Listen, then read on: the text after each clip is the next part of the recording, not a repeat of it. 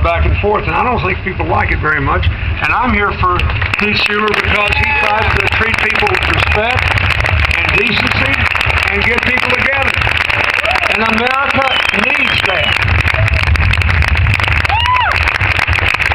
I don't agree with the way he votes all the time. I like being in a party where we permit people to have a conscience, represent their own constituents, and do what they think is right, as long as they listen. What is paralyzing Washington now is the idea that you have to have massive amounts of money to win these campaigns, and the more extreme you are ideologically, the more money you can get. Sometimes somebody says something doesn't make a lick of sense to you, I have a simple rule: follow the money. But if you're here in Asheville and you try to pull a stunt like that, you'd get voted out in a split second. People would show you the door. You're supposed to listen to people, get everybody together, try to reach agreement, and if you have to have a disagreement, be agreeable about that, because there'll be something else coming up tomorrow morning or next week that you need to work together on. That's the way America ought to work. Heath Shuler every single day tries to make the Congress more like that. I don't know what we would do without him and 4 or 5 others who are trying to humanize the place and treat everybody like they got half good sense.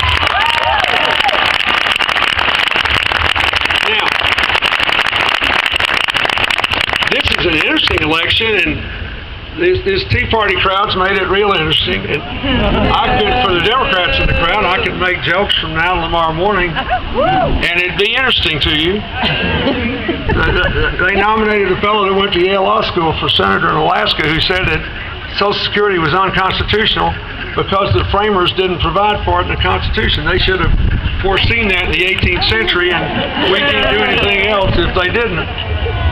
I actually liked it when he said that, because I went to Yale Law School and I met Hillary there, but I've always been nervous about it because it's viewed as an elite institution, and I never wanted to be associated with the word elite in any way, shape, or form in my life. So when that fellow said that, he wiped out the image of my law school as an elite institution. So I'm actually quite grateful to him.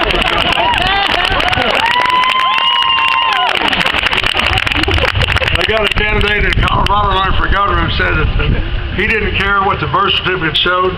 He knew the president was a Muslim who took Christmas out of the White House.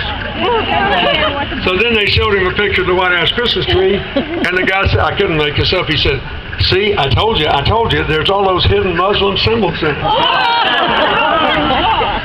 We got another candidate that said Denver has a bike sharing program. It's the healthiest city in America, they say. You can't build any kind of a development without sidewalks and a park ever so often and bike paths, and they got a bike sharing program. So they asked him what he thought of the bike sharing program, and it was actually an attempt to get him to behave like Heath behaves all the time. It was one of these debates, where they say, can't you think of something nice to say to your opponent about your opponent? So they said to this fellow, well, what about Denver's bike sharing program? And he said, it's a UN plot to take sovereignty of Denver away from the United States.